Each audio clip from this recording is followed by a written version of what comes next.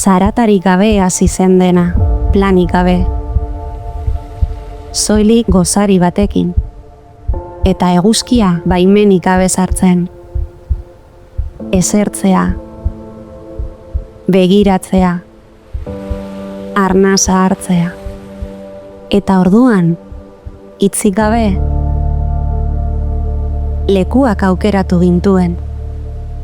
Haren azpitik pasatu ginen, paregabea, burdina, denbora eta zerua ezekita. Goitik, dena moteltzen zen. Ur ertzetik ibili ginen. Alde batean, historia. Bestean, lasaitasuna. Eta erdian, gu, isiltasun partekatua. Sartu ginen, harria, memoria, hortzimuga. Itsasoa, beti hor.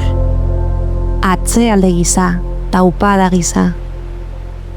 Aire gazia, aldapak, horma zuriak.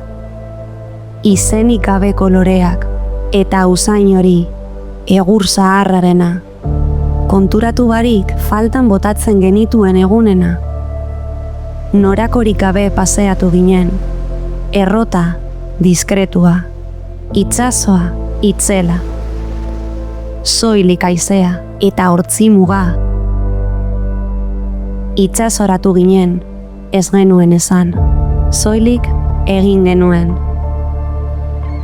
Haizeak dena esaten zuen, eta urak berea egiten zuen. Hondartza, zubia, itsasotik dena gureago zirudien, eta itzultzean elkar ezagutu genuen.